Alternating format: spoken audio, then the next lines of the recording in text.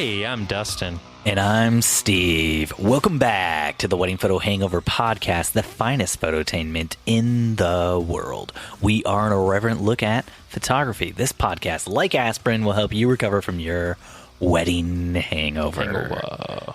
Dustin, how is isolation? How you doing with that? Steven, I'm not going to lie. It's been rough. It's been tough. My wife's job has been constantly changing, modifying, self-correcting. Look at that hair light you got going on. That's sexy. I feel like I'm talking to a rock star right now. Your wife's job has been changing? Yeah, sorry, distracted by your beauty. That's what isolation's doing to me. Mm-hmm. But so her office closed, then it reopened at a new location that was supposed to be safer, and then that closed this week. So it lasted 5 days. There's nothing safe anymore, so that makes sense. Yeah. We know more people who have had the virus now, a few who have passed away. Oh, gosh, that's terrible. So it's getting kind of personal, kind of close to home, too close to home. Mm-hmm. Sorry, bud. So it's been a rough week, but we're managing. We're dealing. Mm-hmm. How about you? Things have been, just normal crappy isolation stuff, We took the kids out of the house for a few hours tonight, and we went hiking at a local park. It's like one of the few parks where there's like wide open spaces, and so you can like go and be alone. Mm-hmm. And we hiked with the kids for about like an hour and a half, almost 2 hours, somewhere in that range, and wore them out. Nora actually fell asleep before like 9 o'clock tonight, which is like the first time since this isolation quarantine has started. So that's great. Yeah. So it's been weird, dude. It's been weird because like the kids are in this weird funk, and like we just found out today, Indiana is not going back to school for the rest of the year. And so I don't know how that affects you because your kids are both younger than elementary school age. But like my son Ian is in 3rd grade, and the next time he goes to like an actual school building for school, he will be in 4th grade. Second. Yeah. Yeah, no, we weren't going to hold him back. We're actually going to demote him a grade between this year and next year. You're right. You got it. Way to go, buddy. I was just checking. I mean, that April Fool's joke that went viral yesterday got me for like half a second. What was the April Fool's joke? I thought everybody around the universe agreed not to do April Fools. It was that the state of Indiana was going to make everybody repeat the same grade next year. Okay, wow. Had like a picture of Governor Holcomb, and it was like concerned you because you have how many children in school? Me, but it was like, whoa, wow, that's gonna suck for a lot of people. And then I was like, wait, what's today? What's today? Man, oh, that's terrible. I would have. I don't know what I would have done if I'd received something like that. I probably would have just moved on with my life and not cared. Wow, Steve. This doesn't affect me. This affects my mom and my sister, who are both teachers. So I'm all good, right? It affects my son. Does it really affect teachers? Because if anything, for teachers, it would make things easier because the students have already learned, over half the material. So they're like, wow, I'm on gravy train next year, just reteaching everybody like most of the stuff they've already learned. If all the students had to repeat the same grade again, what do you think happens then to the kids who are supposed to start kindergarten? They all still start kindergarten.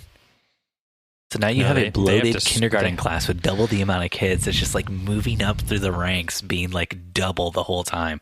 I'm taking your scenario of being tricked on April Fool's to its logical conclusion, which is a bloated 2 years, one class. Remove all kindergartners from the equation. Oh gosh, let's move on. We got some follow up.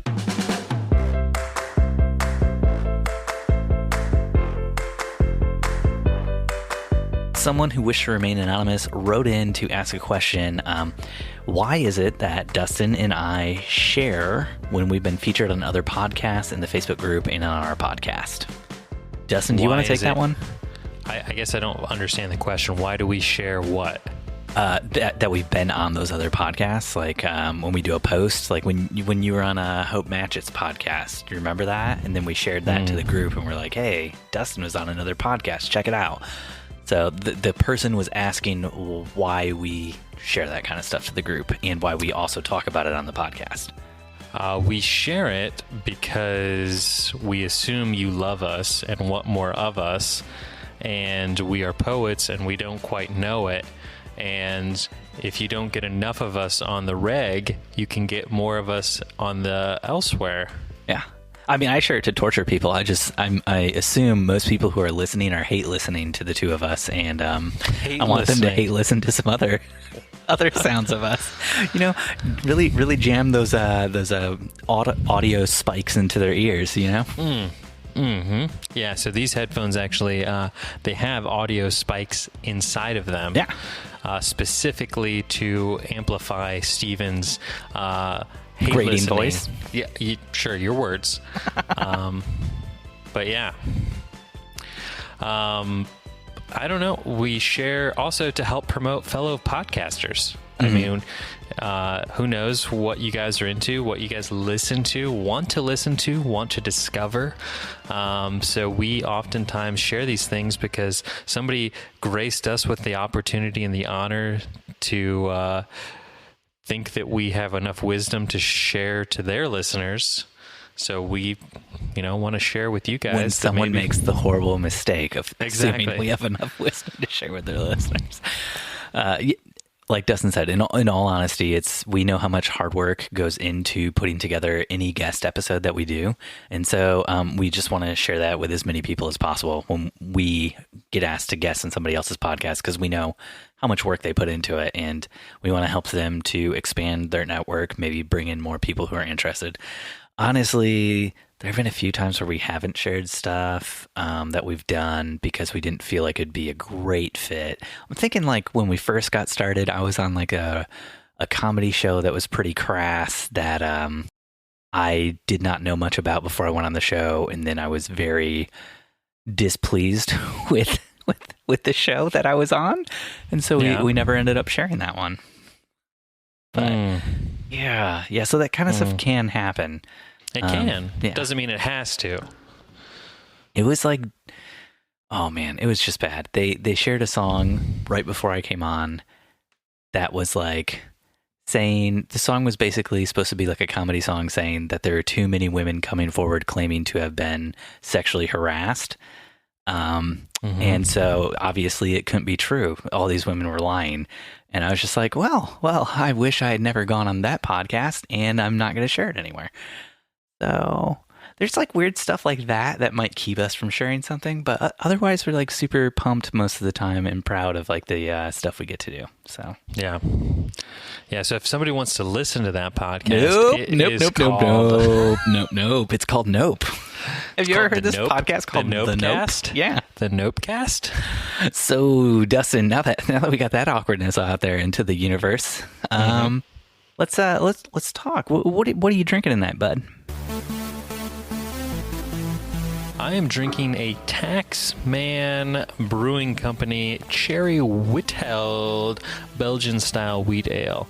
One of my favorite breweries that you turned me on to. It's a great Indiana beer. Oh, did I turn you on to it?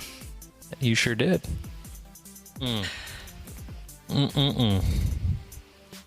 What are you drinking tonight, Stephen? Oh, tonight, Dustin, I'm drinking a wheat ale from Upland Brewing Company. Also, another great Indiana beer.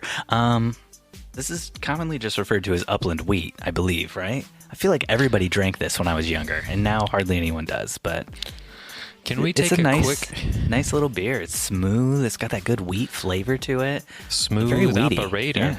Yeah. Can we take a quick pause? I have a beer question for you, Stephen. A great Indiana man, Stephen Van Elk. Yeah, what up?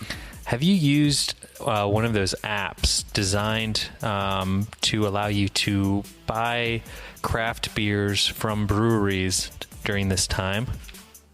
No, I didn't even know such apps existed. I've been supporting local for the most part, and then like Upland's not really local. It's Bloomington, so I got this from the grocery store. It's an app designed to support local breweries. Yes, but I've been supporting local by like, Jen's been going to breweries, and so have I. No, you still have to go. But what this does is it allows you to pre-purchase beers from them, and then you go, and then they like bring it out to your car. Oh, nice! I like that. In the forms of like cans or growlers or however they're doing it. You can't just call that in. I guess you probably for people who don't like to talk on the phone. Well, I think it's so they know how much to like make. So there's one brewery doing it here locally, and they're only allowing deliveries Thursday, Friday, Saturday, and then they make the beer. How much to make? I don't know. I was just asking you. You're the beer expert. I just thought it was a cool idea to help people support local craft breweries.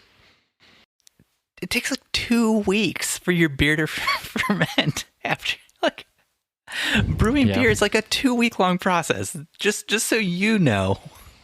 Right. I know. They're not like getting an order and then making you beer and like 2 hours later that beer is ready. They're not making beer on demand. This is a 2-week out process. Right. So you order it 2 weeks out. No, this is not what's happening. No one's doing this. They're just getting the order so then they can get like your beer together for you and bring it out. Perfect. This is something that a lot of breweries did before this happened, where you could just call in. This is something I just discovered, though, being able to pick up my beer curbside. I don't know that there were any apps that ever did it, but like I know you could call in. Yeah. Yeah, Applebee's would get your beers together for you curbside to go. So take it home in a cup with a lid and a straw and just sip it on your drive home, right?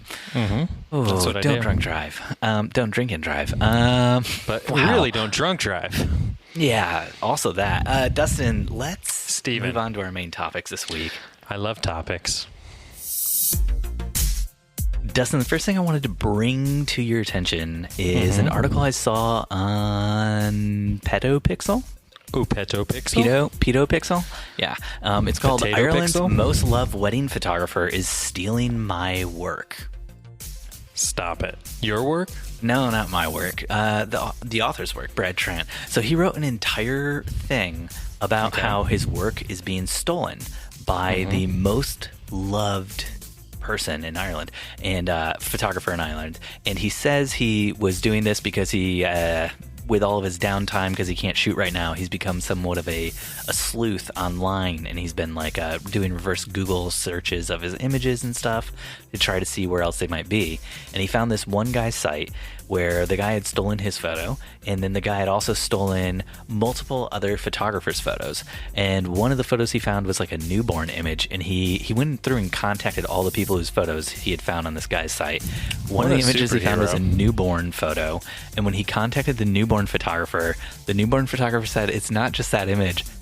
This guy's entire newborn gallery are all my images. Wow.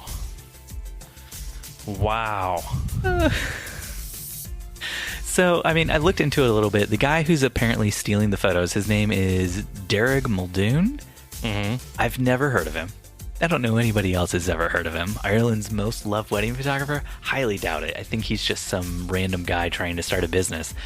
And I guess what I'm kind of wondering is like, PetoPixel's like one of the biggest like things photography-wise, news-wise on the internet. On the world. Is it really a good use of their time to just use it to allow people to bring up petty theft being done by nobodies in Ireland? Like if this guy was like a famous like photographer who's like going around to conferences and speaking, yeah, I see that being on PetoPixel. I see that being on F-Stars. I see that being like all over the place. But this is like no one. What is going on? But can we say that now that he's on the PetoPixel, yes, he has someone. Now he has more people who have been introduced to him than he ever would have had without this. Now he can start speaking at conferences about why you shouldn't steal images. Or he could start speaking at conferences about how you could steal images and do a better job when you steal those images. You know? Like, so are you saying like this is like an anti-conference for like kind of like the dark underbelly of wedding photography or photography in general? Don't we need conferences for all sorts? I mean, wow, Steve, I think you're really starting to talk to our target demographic. The dark underbelly of the photography community. You've boiled our podcast down to what our roots are. All right. I'll dig it. Yeah. Yeah. I mean, the whole reason we started this podcast was to put together our own Ocean's 11 of photo heists. Every single guest we have on is really just an interview to see how they'd fit in with our photo heist team. Yo, Photon, how's your climbing skills? Yo, Jiffy. Yeah. Yo, Brandon Wong from Photo Booth Supply Company. Why are you just naming off people who own companies or just naming off companies now? You could have gone with like actual photographers who have been on the show.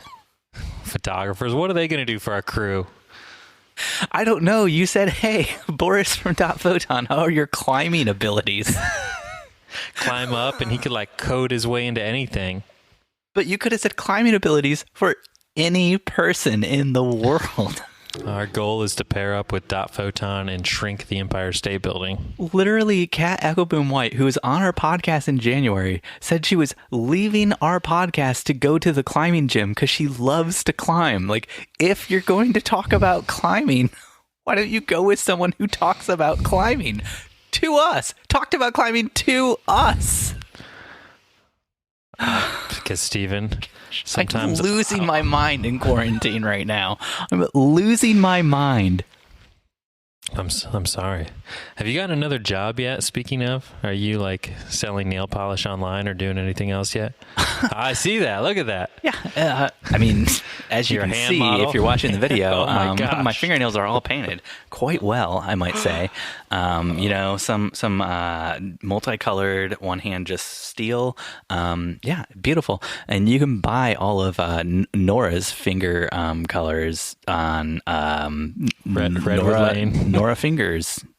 Nora Fingers. Yep. That's the name you're going with. NoraFingers.com. Okay. Oh, wow, Steven. You even look like you got a little makeup still kind of going on in through here. Oh, no, that's just me being tired. There are bags under my eyes, bro. Nora Nails. There we go.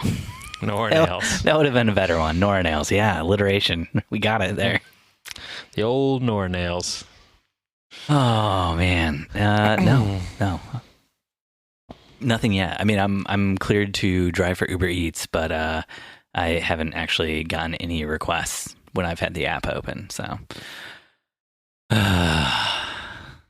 because is your profile picture like your nails, like doing something like, you know? Mm-hmm. It's just actually it's my scruffy like facial hair, but just like the chin. That's all. Bottom lip and chin. Mm-hmm. Got it. Yeah, I would definitely be like, ugh, I'll probably eat in tonight. Yeah.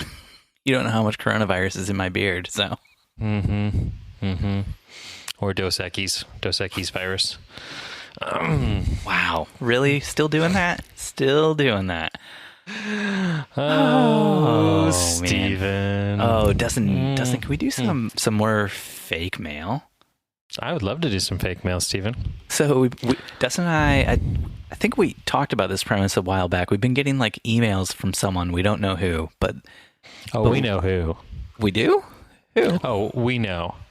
We do know. Okay. Oh, we know. And so this email comes from Hard Up for That Dick at AOL.com. And the subject is crushing on my client. So, message. One of my grooms this year is super flirty. They're like capitalizing like random letters in these words. I don't know how to do that. He calling me with rings of questions. Few of them are photography related. He's asked me to coffee twice to discuss wedding details, and we talked for hours both times, but not about weddings. He's super cute, and being around turns me into a kiddie pool on the 4th of July in my downstairs, which is to say wet and full of bodily fluids. I want him. Oh, How do I bet. do this without jeopardizing my business? I just feel like we have something here. So it sounds like a Dustin, true story. Dustin, have you ever had your downstairs been turned into kiddie pool on 4th of July? See, we never really celebrated 4th of July like I think a lot of other people did. We grew up pretty modest where we didn't have pools, kiddie or otherwise. So I don't really know the alliteration that they're trying to make with this. Alliteration is when you use like all the words in the sentence start with the same letter. What are you trying to say? Grammar Nazi here. Words have meaning, Dustin. Words have meaning. We're in a new era, Steve. I can make words say what I want. Right? Isn't that how it works? I guess Come out of a recession and you have emojis? I guess, yeah. No. Whatever you say, bro. Bro. No, I've not ever had my downstairs turned into a kiddie pool on the 4th of July. Now, if we're talking like Labor Day weekend, that's a different story. That's like a nice ice pool filled with beers in the kiddie pool. What is the difference between 4th of July and Labor Day weekend as far as kiddie pools go? Explain that to me first, then we can get back to the question. Well, we fill our kiddie pool up with ice, and then we fill it with beer. And you let the kids swim in that? No. You let the kids pee in that, and you drink the beer? Is that how that works? What does this have to do with kids? I'm trying to get to... Steven. It's a kiddie pool. There's bodily fluids in it. So you sit in the beer and you drink the beer? No, it's a giant cooler, Steven. Are you just sitting in the beer with like a straw down into the pool and you're just like drinking while you bathe in the beer? Beer bathe? Beer bath? I'm a beer bather. I'm beer battered. They call me Dustin Beer Battered McKibben. Oh, pass over that frothy. Dustin, you gotta help hard up. What an unfortunate name, by the way. So unfortunate. So how are you going to help hard up? Did you say the whole email address when you read it? I did.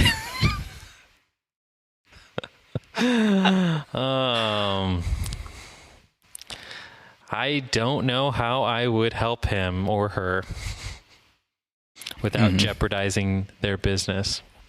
How would you, Steven?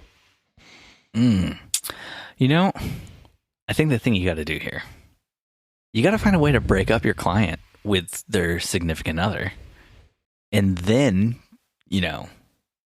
go on a date with them. Except I feel like maybe part of the draw is the unavailability of the client because, they're about to get married. So maybe just go for it, but secrets, pinky swear neither one of you will ever tell. Is that a thing? And then you're good. And you don't have to worry about jeopardizing your business because you did pinky swear.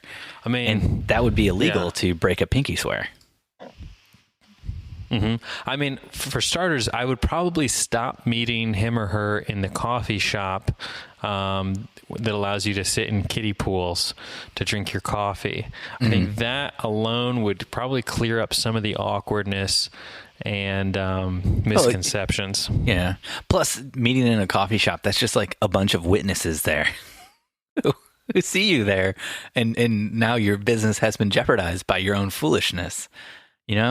If you're trying to keep this secret, you got to keep this secret.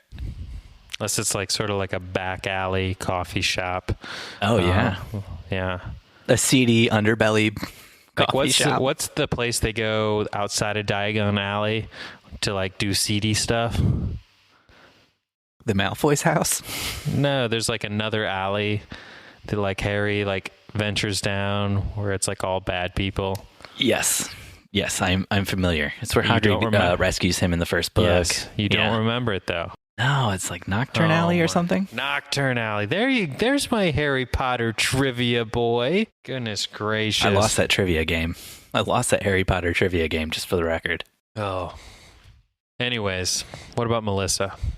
What about Melissa? So Melissa from a random Facebook group a long time ago asked, she was just reading a post where a nonprofit claimed they couldn't pay a photographer for an event because they're a nonprofit. The nonprofit is, of course, offering exposure.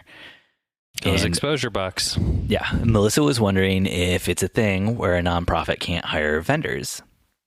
So I thought this would actually be a good topic instead of something we just joked around about like in the Q&A to talk about working for nonprofits Because Dustin, technically your mayoral campaign you worked for last year was a nonprofit. Did they pay you money? Yes, lots of money. So how did you swing that when they only could promise you exposure? How did you get them to agree to money? It's pretty easy. You explain up front that you are not a nonprofit. You are very much a for-profit, and you need all of their profit to help them. You're helping them by taking their profit so they have none of it, and then you are then compensated. Easy, right? Yeah, I think you nailed it. You got it right there. I think I a lot of times back when I owned a video production company would have people come to me and ask if I could do stuff for free for them. And you were like, yes. I made that mistake one time, and it was supposed to be, it was like a charity, like Dancing with the Stars sort of thing, except it was like local people and stuff like that. And they're like, hey, can you just come in and we want to get like a few shots of like the different people dancing, and then we'll like edit that into like a promo video for the event. Right. And somehow that turned into me saying, yeah, I could do that. Just let's make sure there's like one night where I can come in and shoot like all the different couples while they're practicing, let's schedule this out, into I had to shoot promo videos for each couple dancing that would then be played at the event right before they came out on stage as like an introduction sort of thing. But then they were also using those same videos as like promotional material on Facebook and other social media like the week of the event to like try to get people there. And so like somehow this like short 1 minute long like thing that I was supposed to be making to promote the thing turned into me basically making videos for the entire event throughout the entire like 3 hours that it went on somehow. And for the rest of your life. Yeah. So needless to say, next year when they came back and asked me if I wanted to volunteer to help out again, I did say no. But from my experience, whenever a nonprofit asks me to shoot something and they're not willing to pay me to shoot it, that's how I know they're going to try to take advantage of me. And they're going to just like start asking me to shoot more and more and more things which do not fall under the scope of what we originally discussed. And the next thing I know, I will hate my life, I will hate that nonprofit, and I will hate volunteering. Yeah, and I think that's a common misconception of nonprofits is that they don't have money. Many nonprofits have lots of money. They just have to be very conscious of how they spend it. And what's really, in my opinion, the beautiful thing about working for a nonprofit is oftentimes they're repeating every year. They're doing like the same thing. So if you get lined up with a nonprofit to do, X, Y, and Z events, chances are you're going to do the same events every year as long as you keep your prices the same for those events, because they aren't going to want to mess around with re-quoting things out, because they know their budget is already set for the year. They know what that event is going to cost them. So most of the nonprofits, at least on the event side that I shoot for, I shoot those same events every single year because I know what they're going to pay and they know what I'm going to charge. Yeah. Plus, if they know what you're going to charge in advance, then when they're fundraising to try to get the funds to put on the event to raise more funds, they can build that into like the cost of how much they need to raise. Correct. So a lot of times, like last year, I was asked about shooting an event for a nonprofit, and they said they didn't have money for it that year.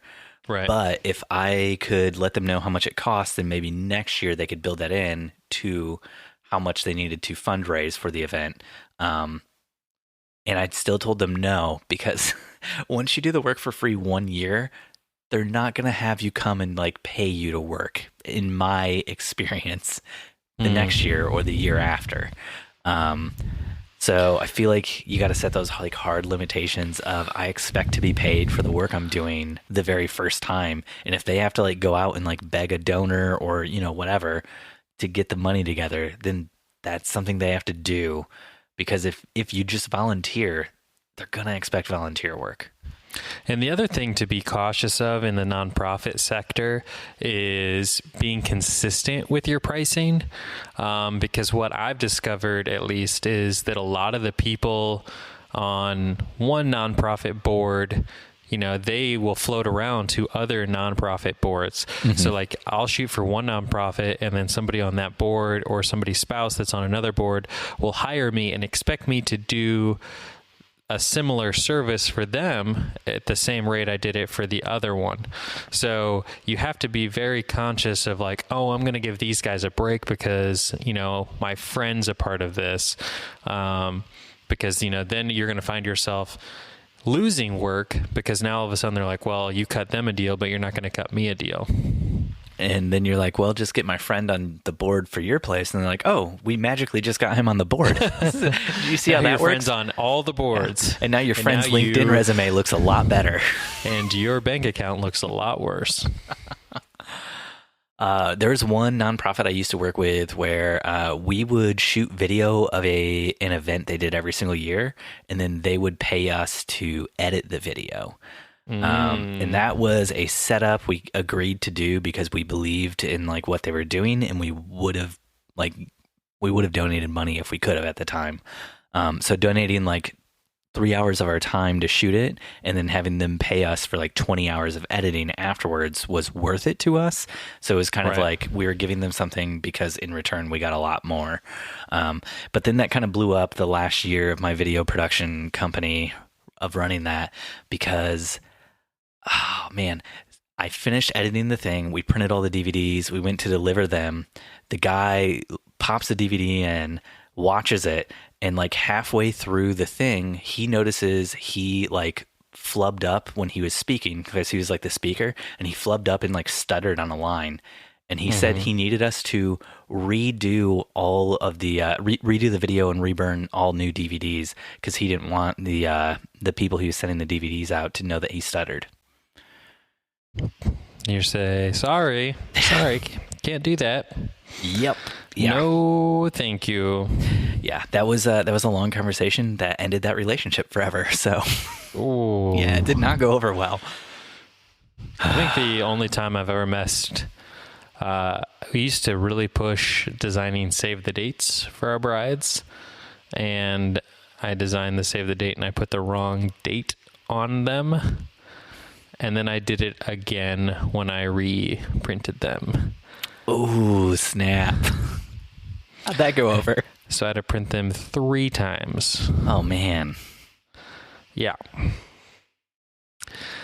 So that like hoping to make $50 kind of thing turned into losing like $150. And so afterwards were you like, can I just get all the bad save the dates back though? I'm going to make a giant piece of art out of them to remind myself not to screw up in the future. Definitely use them as like things at meetings. You made like a decoupage, like double check the date sign that you hung up behind your computer in your office. Yes, 100%. I kept one by my monitor so that it would remind me to always double check everything before sending anything to print. So, Dustin, let's be honest, June and July look very similar. Yeah, they do. Dustin, I've got a question for you. Steven, I have an answer for you. What do you do if you're hanging out with the bridesmaids or the groomsmen and the conversation gets a little bit uncomfortable? I mean, you know me, Steve. I thrive in the uncomfortable. Normally, it's me creating the uncomfortable. But sometimes you just kind of roll with it. We had a wedding a few years ago where the bride and all of her bridesmaids were gynecologists. And that sounds like it'd get real uncomfortable real fast. And at the time, Corinne was pregnant. And so all they were talking about was birth and babies. And I made the comment, when we picked our OB for our firstborn, I looked at our doctor, and the first thing I said was like, oh, small hands. And one of the bridesmaids said to me, because like in a man's mind, I'm thinking like small hands, easy to get in there, get the baby, pull the baby out. What the fuck? And one of the bridesmaids turns to me and she's like, oh, actually, like men make some of the best OBs because they have really big hands so they can get in there and get, the baby better. And I'm just like, this Brad was like, actually, I like to just bring like a catcher's mitt.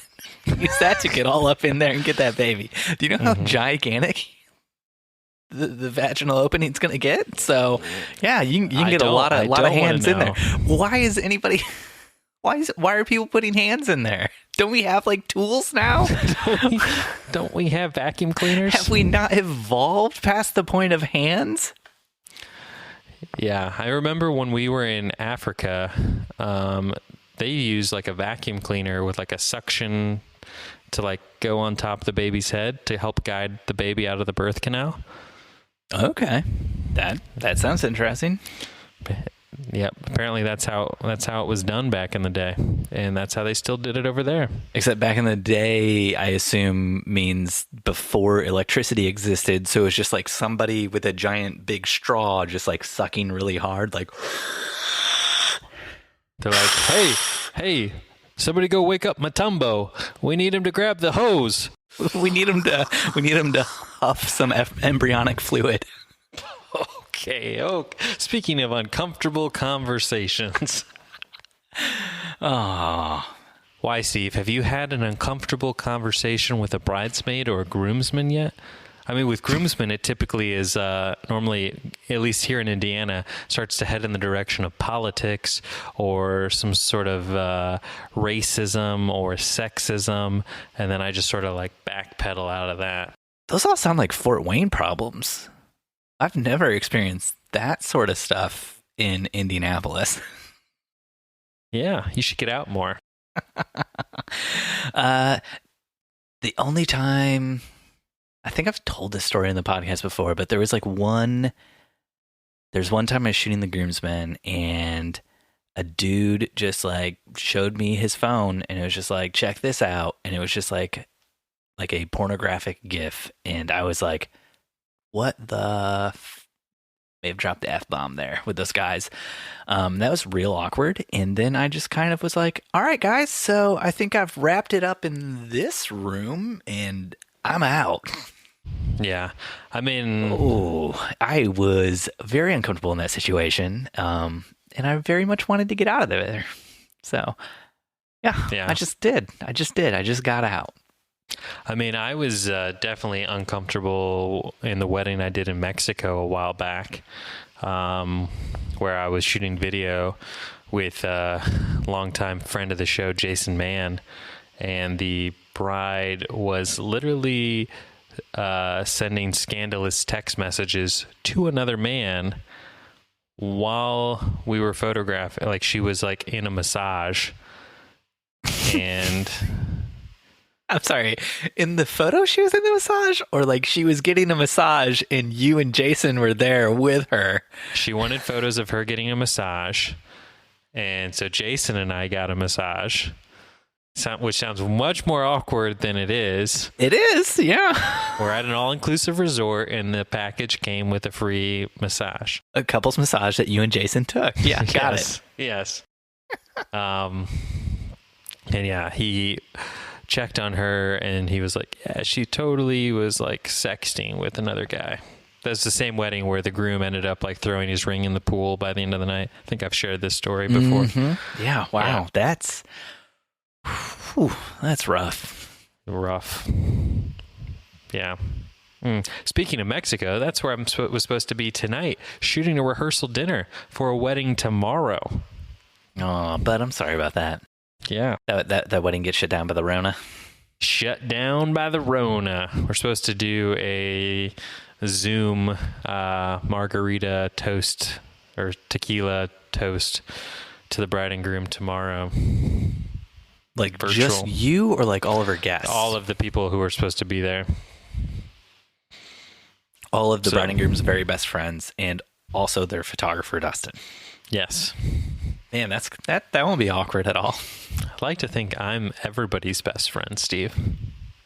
Hey guys, this is my Aunt Betty. This is my mom. This is my grandmama. This is my soon-to-be spouse's aunt, grandmama, grandpa, dad, stepdad. And we're just so glad to be here. Get together. Dustin, everybody get together. Dustin's here with us.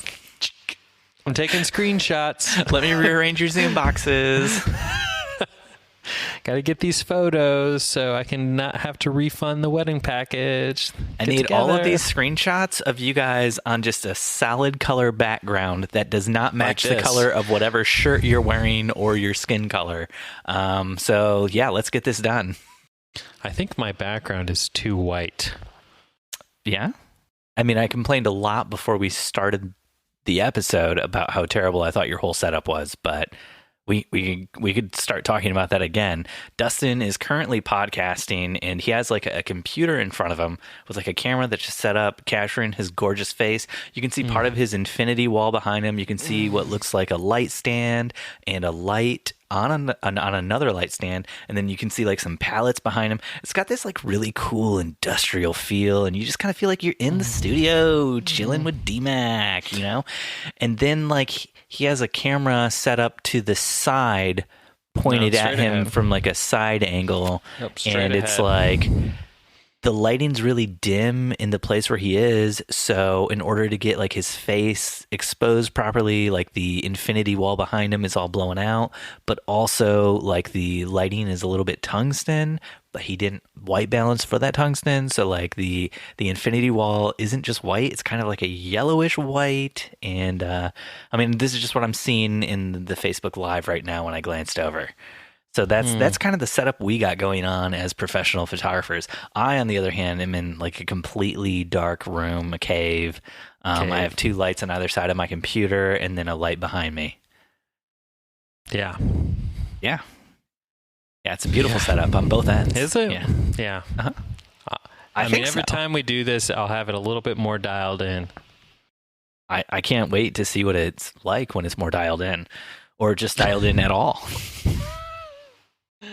It's a little easier to dial in when you have a second body here to stand in where you can move things around. You couldn't get one of the kids out here? Yeah, at 11:30 at night. Oh, Dustin, let's do some Q&A, but before we do, do you want to read off a 5-star review? We haven't done that in a while. I would love to read off one in the show notes right above the topics if you just want to read that one. Yeah. Give me your best Indiana man voice. My best Raymond Hatfield voice. I mean, it's just R Hatfield on Apple Podcasts, so I mean, you tell anyone. Me. Yeah, could be Rhonda Hatfield. Could be Raymond Hatfield, who runs the Beginner Photography Podcast, which is a very good show. He actually had one of our past guests, Gary Hughes, on recently. It's a great episode. But, I mean, this is just a random R Hatfield. So, what if it's like first name, middle name, last name's Atfield? So it's like Rhonda Harmony Atfield. Yeah. That's great. So read that like Rhonda Harmony would now. Come on. This is titled The Day After Podcast. Okay. Remember in high school when you would go to a party and the next day you and all your friends would sit around and talk about what happened at that party from the night before? And sitting around talking about that party was oftentimes more fun than the actual party itself. Well, let me tell you, that's exactly what it's like listening to the Wedding Photo Hangover podcast. I mean, that is really high praise, and I'm very thankful for it. But also, it sounds like maybe the parties that Rhonda Harmony Atfield went to in high school were kind of lame. Yeah. Or maybe their day after friends were just super cool. Maybe we should go with the second one, since that's what we were compared to, is the day after Friends. Yeah. So soup's cool. Got it. All right, bud. You want to do some Q&A with me? Steven, I thought you would never ask. Q&A me, baby.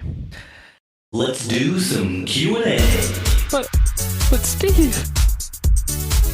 Betsy from a random Facebook group. Advice needed. My cousin had maternity photos scheduled at a park, and the photographer rightfully canceled due to the stay-at-home non-essential business order in place here in OHIO. Right? You there? Mm-hmm. No? Yeah. Okay. Which was just extended until May 1st. She's due the beginning of May and called to see if I could do her maternity photos for her at my property, which is out in the country. I've been extremely cognizant of following the orders in place and also have a moral dilemma as my boyfriend is a first responder. I should also point out that my cousin is a nurse and is working at the hospital until her due date. I want to respect our government's orders, but I also feel bad because she so very much wants this for her first pregnancy.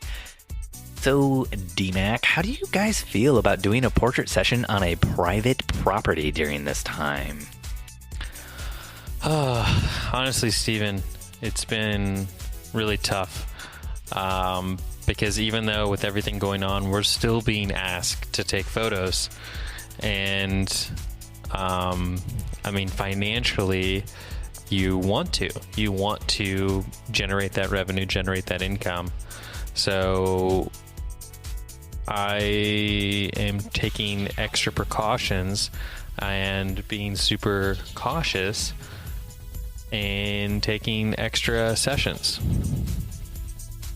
Taking extra precautions, being extra careful, also extra sessions. Is that what I heard? So for instance, tomorrow we have a couple who wants to do like a photo for their save the date. We're delaying their full engagement session, but they're getting married this August, and so we agreed that I would go out and just take a photo with my 135, and so they have a picture. Just a photo. One click. One click is all it takes. They call me One Shot McGee. McKibben. McGee? No. See, now I don't remember. Now you don't remember how many shots you take. What if the one shot you take, their eyes are closed?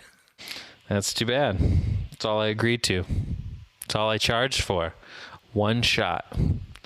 I'm putting in a 512 megabyte card, shooting full RAW, and they get one click.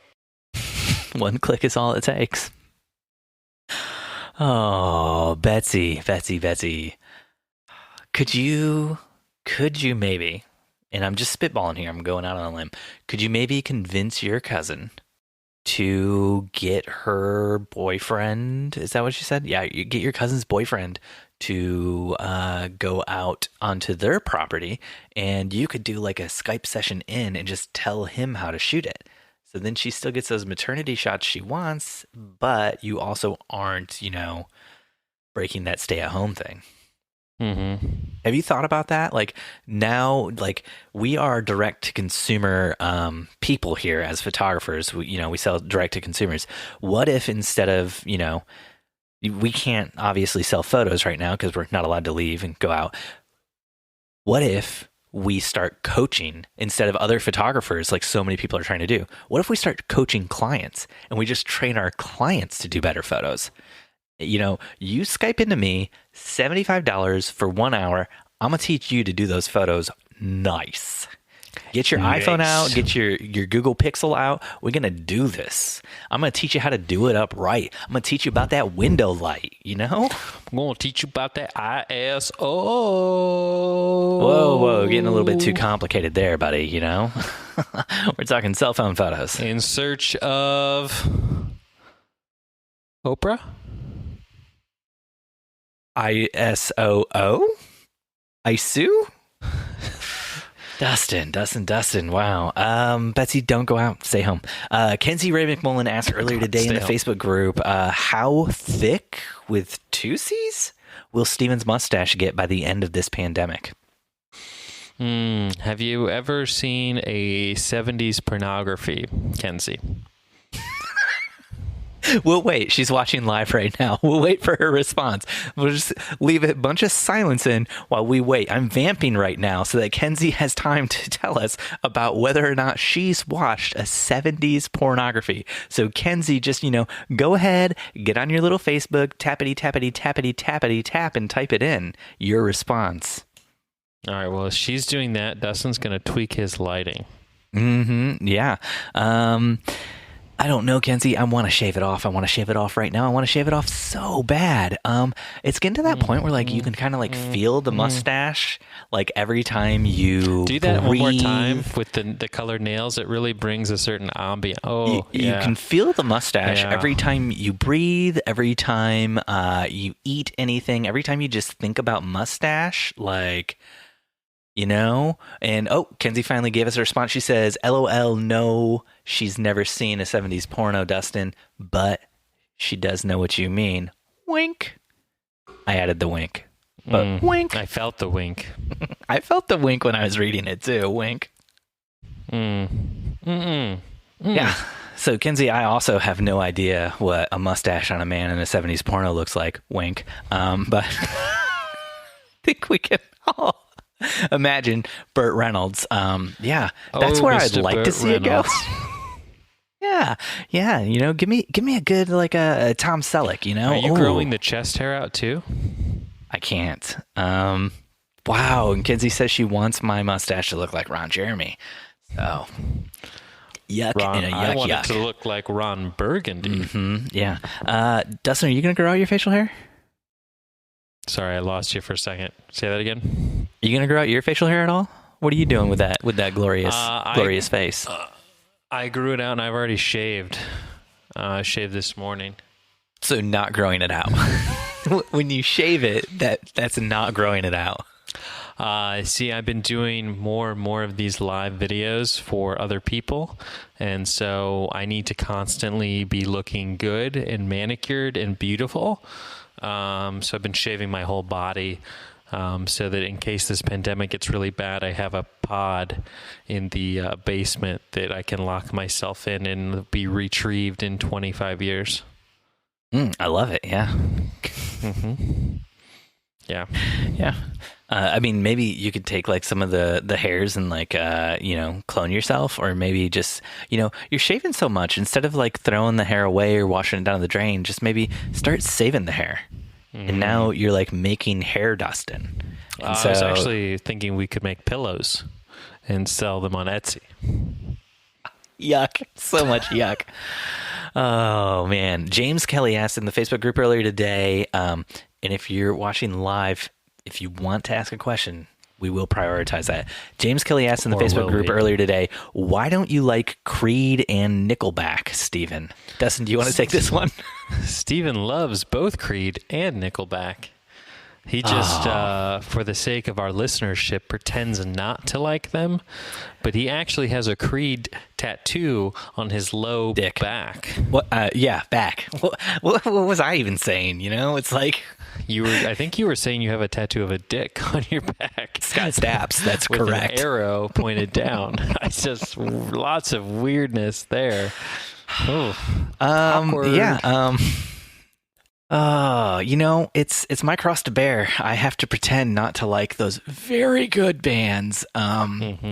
Because so many people dislike Nickelback and Creed, and I'm just that guy who he wants to fit in. He wants to go with the flow. So I'm just out there all the time Nickelback's my favorite. Take a look at this photograph, bitches. And I feel like people really dig that. They're really kind of grooving my counterculture vibe that I'm giving off. I think, Steven, what you're trying to say is can you take me higher to the place where blind men see? Can you take me higher to the places with golden streets? Oh, gosh. Rachel from a random Facebook group asks, anyone else have an out-of-state shoot in the next month? I have an engagement shoot, and I'm equipped with an RV for work, But when I put this on my Facebook feed, I got a lot of panicked answers. What should I do? Recreational vehicle. Motorhome. Thought it was like some sort of a certificate allowing them to work. It's kind of like it's like a trailer, except instead of like having like a truck that pulls a trailer, like the trailer has like an engine and a steering wheel, and like it drives itself. Mm-hmm. Mm-hmm. I know what an RV is, Steve. I live in Fort Wayne, Indiana. I mean, I'm just checking. You know, I grew up in the Elkhart Goshen area, where the RV Motorhome Hall of Fame is. Where they make them.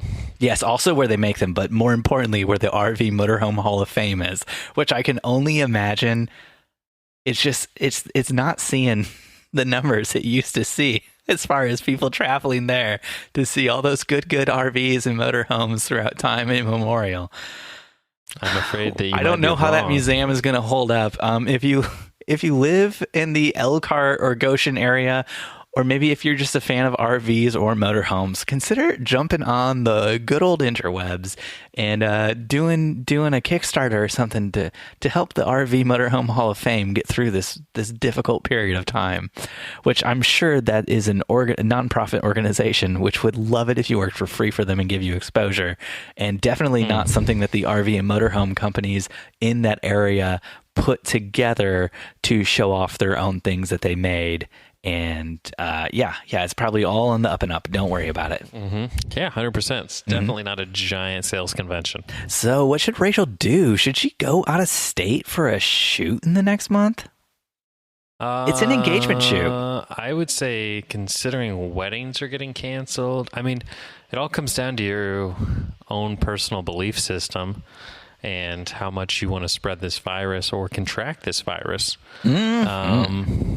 I would say no.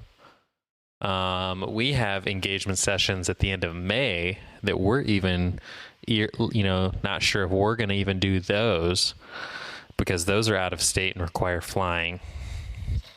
But she's got an RV. She can drive it.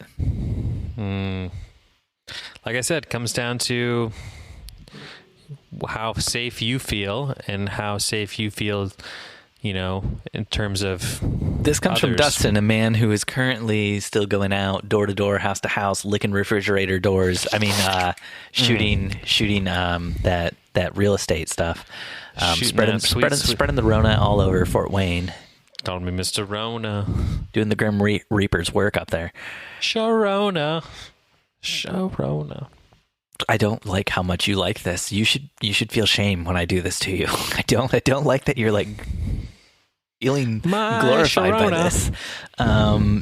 So Rachel, you gotta take a good hard look at yourself and think, do I want to be a Steve or do I want to be a Dustin?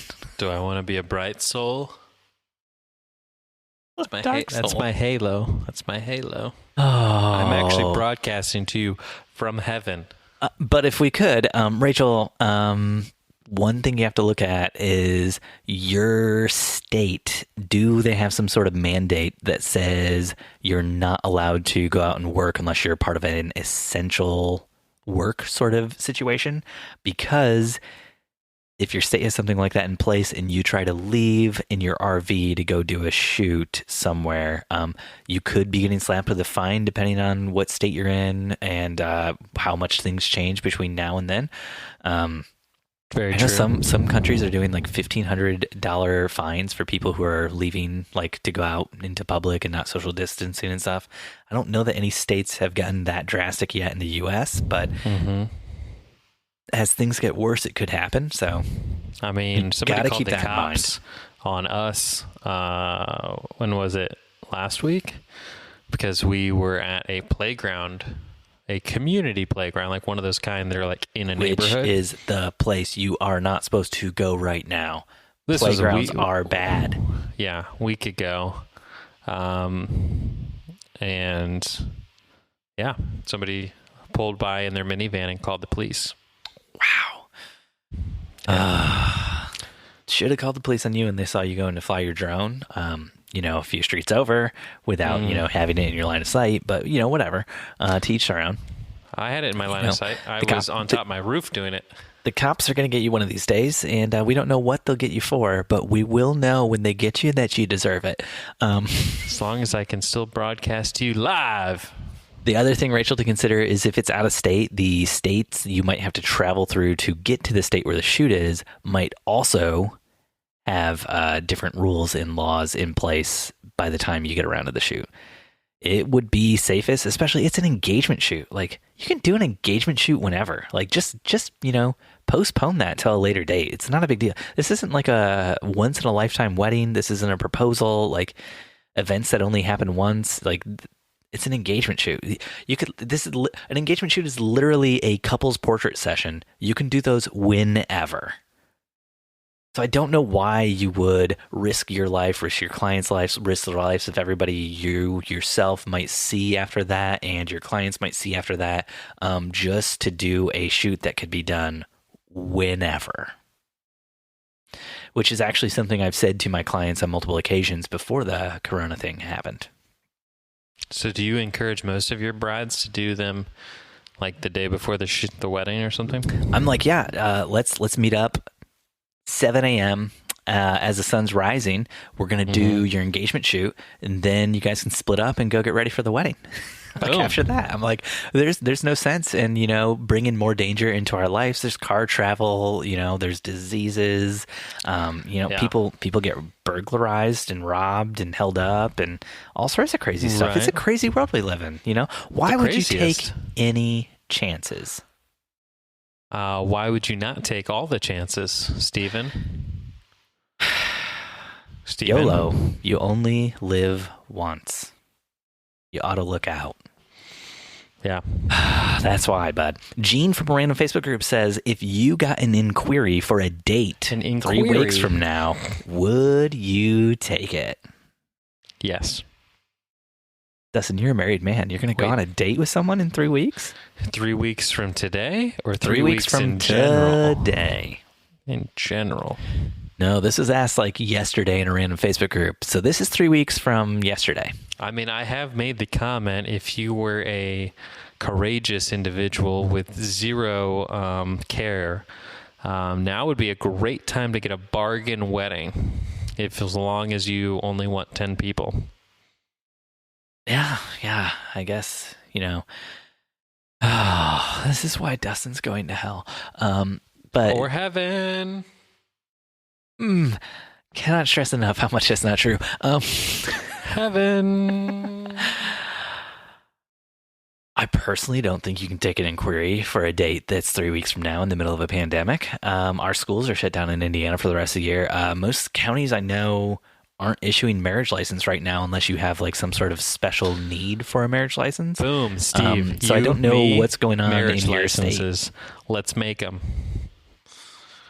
We're issuing, you heard it here first, official wedding photo hangover marriage licenses. It's fake marriage licenses. That's what you want to. You want to start a business. You want to start a business creating forgeries of government documents. No one's using the word forgery, Steve. I just did. I knew you were the perfect business partner for this venture. Cody Wiseman from our very own Facebook group. Does one use SproutStudio as their business management and gallery software? If not, what do you use with business management? So when you say business management, I assume you mean something similar to like a CRM, client relationship management software. That would be it, my bro. Steven and I both use HoneyBook. It's a great software. Great friend of the show. Cody, you can always... have an affiliate link now? Because I don't use Cody, HoneyBook. You always can let us know. We have an affiliate link that we can give you. Hooks you up like, 100% off. We have an affiliate link, or you have an affiliate link? Let's just be clear here. Who has the affiliate link? Has HoneyBook has an affiliate link. So I assume both of us have them. Oh, wait, Steve, do you not have HoneyBook? Jen and I use a program called Pixify for all of our business management. It's our CRM. Jen spends most of her time. Jen's the one who spends most of the time in there. I get in there infrequently, and I frequently have to ask her for help with stuff. It's a great program. but it's not the easiest thing. There's a pretty steep learning curve there. So if SproutStudio is working for you, like, yeah, go for it. Gallery software, Jen and I use Pass. Kenzie, I'll get to your question, Kenzie. Yeah, but what I've been wanting to do in this time of lockdown, quarantine, is actually improve upon my client relationship management software. There is no better thing, in my opinion, you can be doing. When you're not ducking the federales as you're breaking the shelter-at-home rules, right? Yes. Okay, just wanted to clear that up. Steve's implying that I sneak down to Mexico to take pictures every day, and I have to avoid the federales. Build to Trump's get back. wall. Keep Dustin in America. Don't let him out. Gotta build that wall to keep Dustin in. That's literally Trump's re-election campaign slogan. Keep Dustin in. Keep Dustin in again. Oh. Make Dustin great again. Keep him in. So, Dustin, did you want to get to Kenzie's question?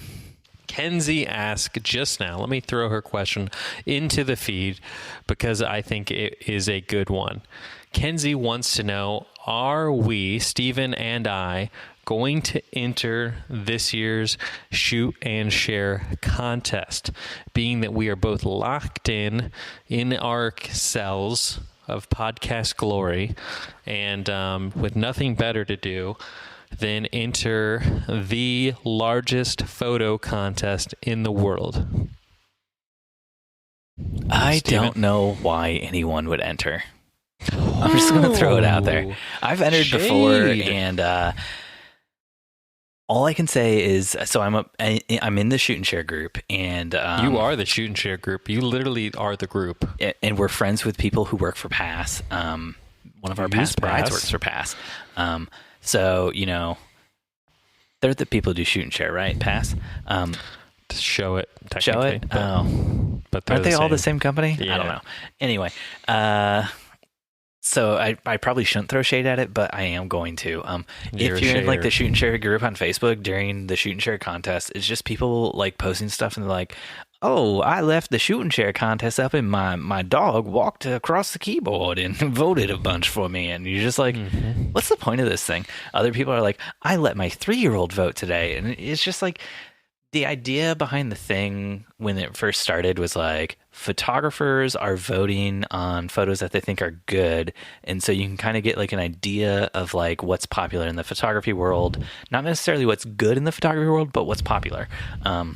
But then you have I don't even that are think going it's through that and anymore. voting for the bad photos, just in the Literally, hopes that their photos raised to the top. Yep. Literally, I see people who say, I just go through and I vote for the first one that pops up or whatever, like the upper left corner or whatever, every single time until I see one of mine, and then I vote for mine. And they're like, that's what I do. And I don't think it's a good system. I think the only thing it does is it kits a lot of people on the shoot and share site. It allows Show It, Pass, whatever that thing is, to say, hey, we've got new things like Vivi, their like Animoto competitor that came out the other year, which they allowed everybody to have like a free video of their shoot and share stuff made by Vivi that year.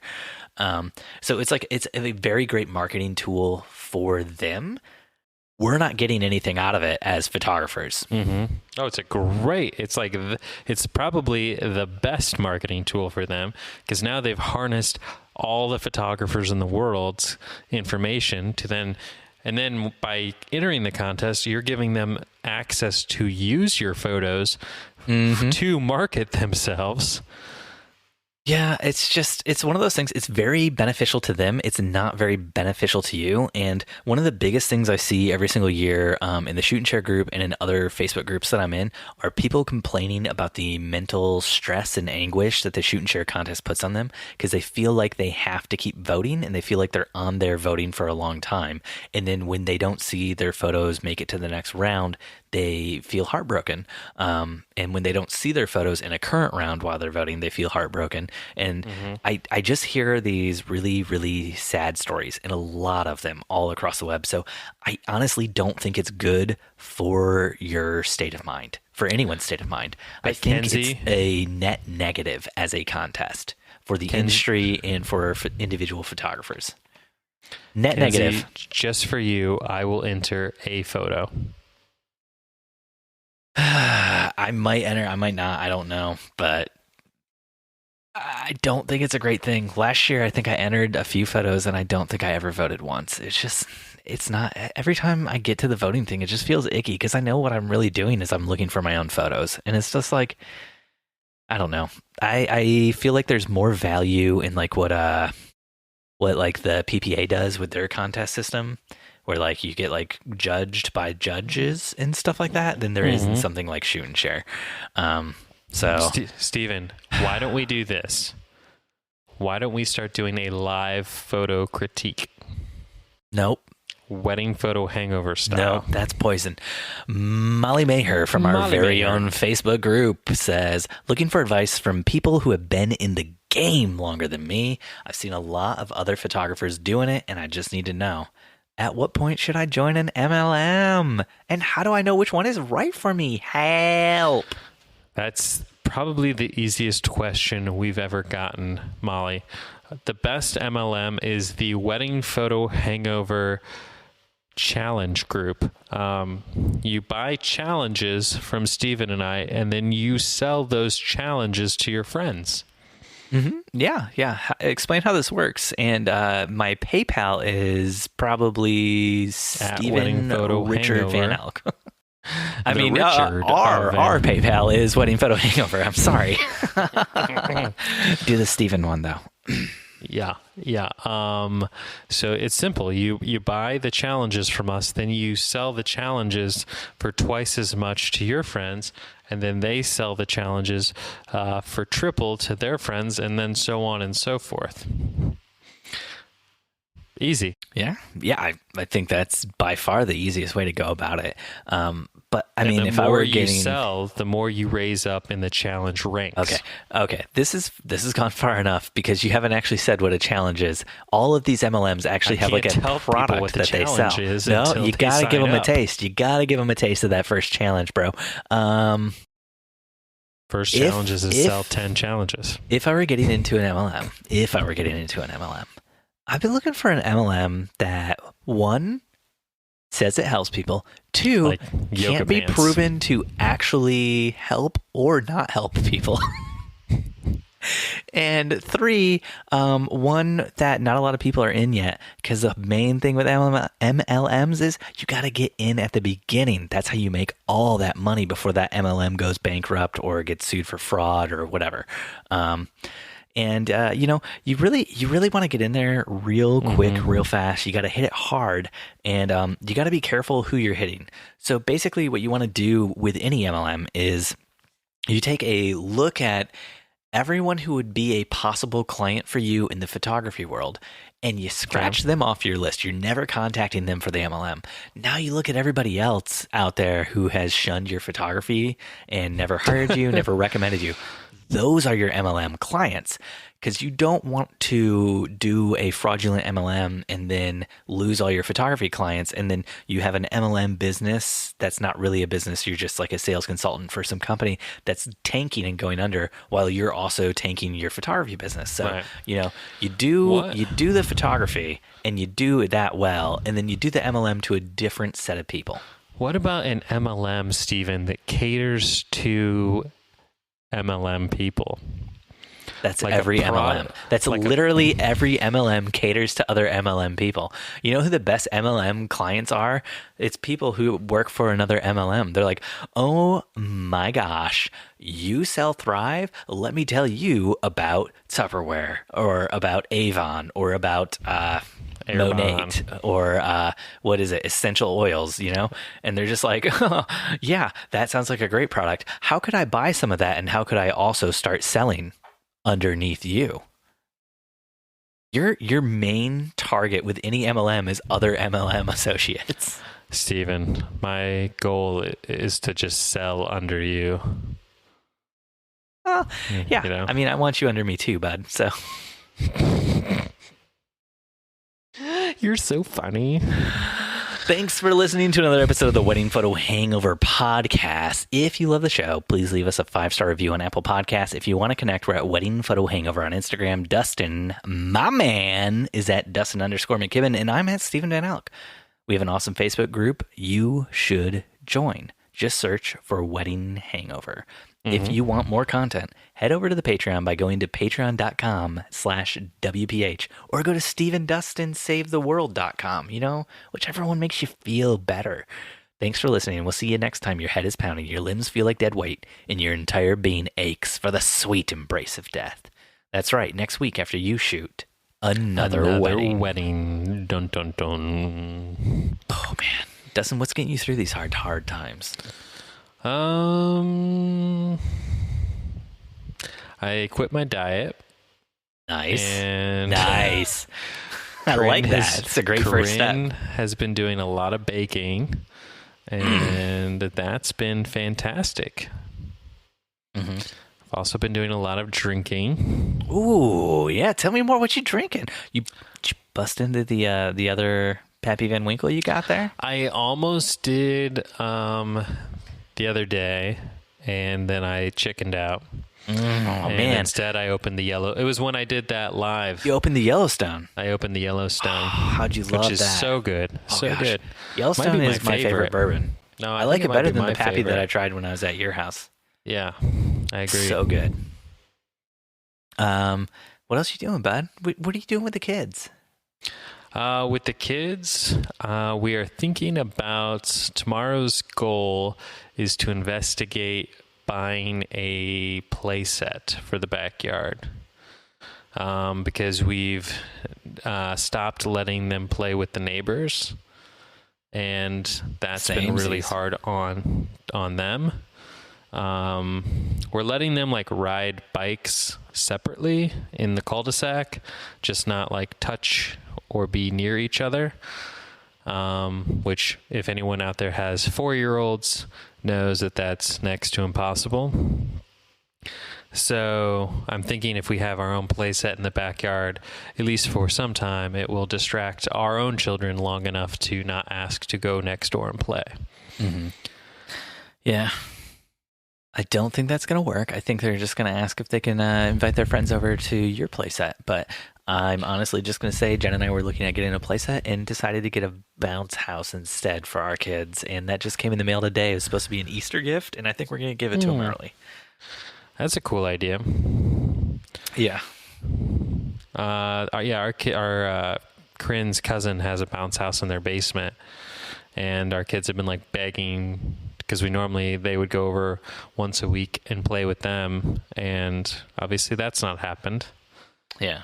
But yeah, when we built this house, we planned on at some point doing a play set, but then I was kind of like waiting because our neighbors talked about doing one. And so I was like, ooh, if they put one up first, then maybe I won't have to. And now I'm like, you know what? I'm just going to pull the trigger and do it. Yeah. But we'll see. We'll see if it actually comes to fruition. What kind of bounce house did you guys get? It's like a bounce house with a slide, and you can go down the slide. It blows up with air. You know how bounce houses work. The air ones. The air ones are good. Better than the non-air ones. Yeah. Oh, man. So, gosh, dude. This isolation quarantine has just been really trying. So, like, last week, I don't know if I told you this, but Ian was just, like, crying in his room. And when we went to, like, talk to him, he was just like, super, super depressed. And, like, I noticed it earlier in the day, and I gave him a hug because he just looked, like, super sad and depressed. And, like, I think he's just depressed he can't see friends. But when I asked him what's going on, his response was, life is meaningless. So just dealing with some like real heavy stuff over here for a 9-year-old. I don't know if anybody's still listening. If you send positive vibes, if you pray, whatever you do for Ian, that would be super, super awesome. Just really worried about him. Yeah, nobody's really talking about like the effects that this is having on a at least no one's talking in the places I'm listening about the effects that this is having on like children, especially of that age.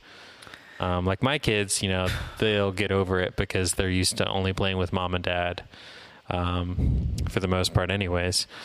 But like, you know, that second, third, and, you know, all the way up, even to like high school, but even like, I guess high schoolers, they probably are used to like texting their friends right next to them anyways.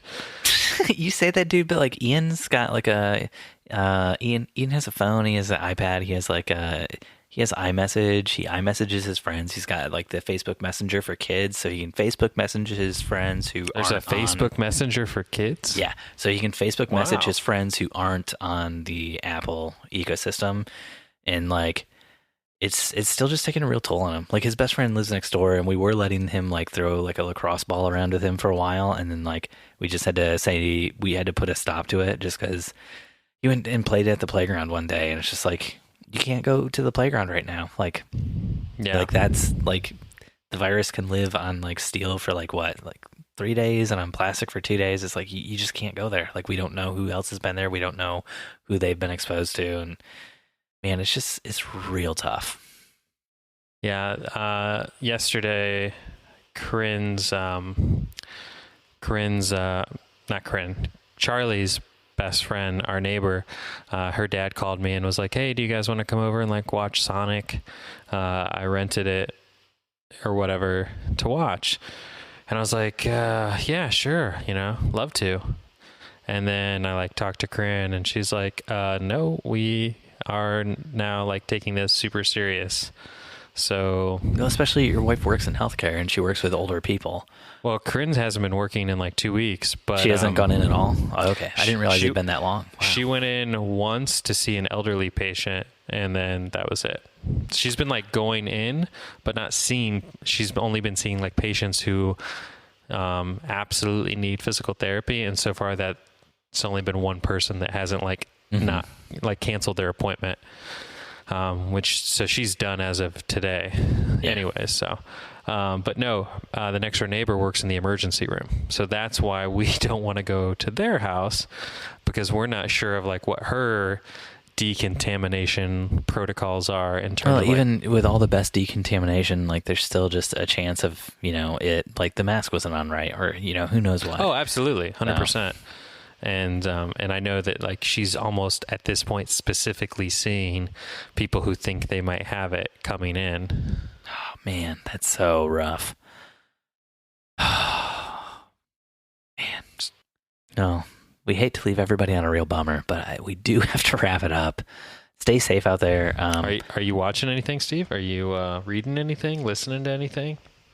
Ozark season 3 dropped. Did you watch that? I started it. My wife has been staying up later now that she doesn't have to go to work in the morning, and she hates dark television or movies. So I've not been able to get past more than the first episode, because she's like, "Is that Ozark?" And I'm like, "Yeah." And she's like, "Turn that off." So I was like, I pulled the iPad out and I put my headphones in. Turn it off. Trust me, I want to watch it on my iPad, but I can't find my dang AirPods anywhere. You are wearing headphones on your head right now. You don't need the AirPods. My iPad doesn't take a normal headphone jack like these headphones. You have lightning connected headphones that came with your last iPhone. Yep, somewhere. Steven. Hey, let's adjust the lighting on this. I'm just still watching Archer. I'm in Archer 1999, which is like a space-themed season.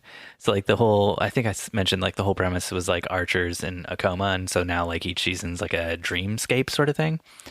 And it's just really good, dude. It's just really good. Like the jokes from all the previous seasons are like being recycled like through like the characters, but like in a fun way that's kind of like watching Back to the Future 2, where it feels like it's additive and not subtractive from like the general feel. Right. You know? And so like it's got me laughing a lot. And I had taken like a 3 or 4 year break from Archer. because Hulu for some reason didn't have like the episodes or something, or Netflix didn't. I forget what it was, but now that I'm back on it, like I've been laughing out loud while watching that show. Mm-hmm. Seriously. Can we talk quickly about finances? Did you apply yet for the SBA $10,000 finances loans? Not yet. No. I talked to my financial advisor, bookkeeper, and he recommended it. He said he himself applied for it. Mm-hmm. So he also said that if you have multiple businesses, like if you have Redwood Lane and Jen Van Elk, like you could technically apply twice. No, because of the way we set them up. They're technically all a part of one business, so. Gotcha. They're like different businesses nested inside of another business. You're the old Russian nesting doll. Yeah.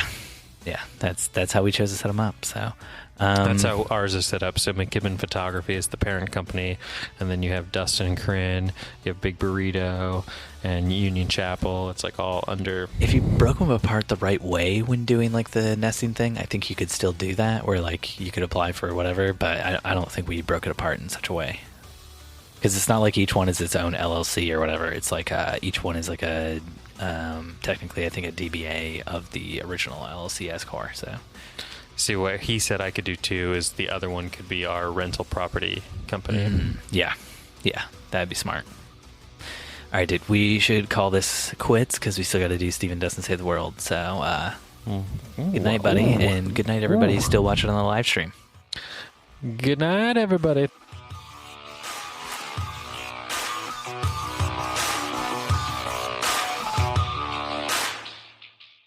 Build Trump's wall. Keep Dustin in America. Make Dustin great again. Keep him in. Wedding Photo Hangover was edited this week by Steve Van Elk of Bespoke Tone. Go to Bespoke Tone for all of your photo, video, and audio editing needs. Woo-wee.